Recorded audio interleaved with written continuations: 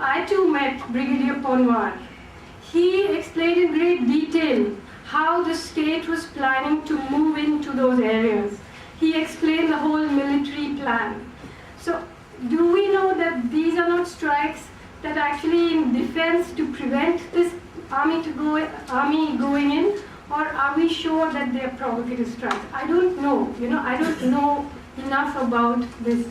Are we sure that the only thing the Maoists are doing is militarization? Are we sure there's nothing else going on in there?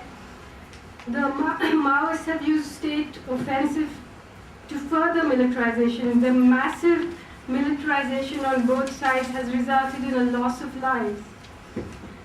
I mean, really, are we sure that it's a massive militarization? Are we sure it's the same level of militarization? Or are we just somehow slipping into what a kind of rhetoric that, see, it actually suits both the Maoists as well as the state to say that they are this huge force. Meaning, what political party would not want to appear bigger than it is?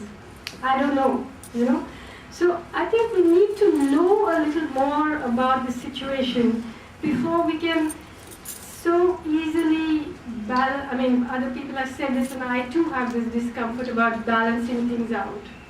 And I too have, what peace are we talking about when there is war and there has been war in Chhattisgarh for years? Now that war is going to be intensified.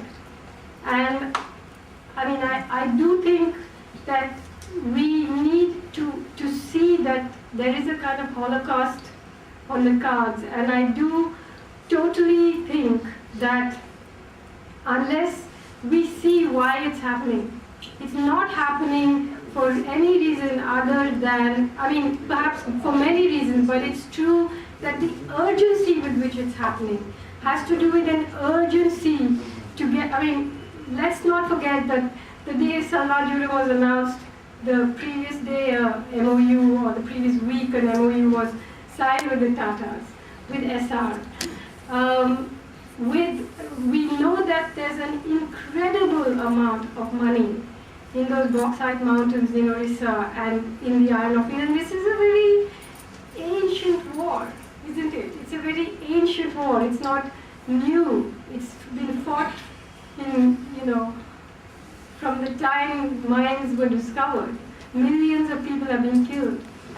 So I really think we need to know a little more about exactly what the picture is and who is on which side and who has how much strength before, and when we keep saying we, who are we?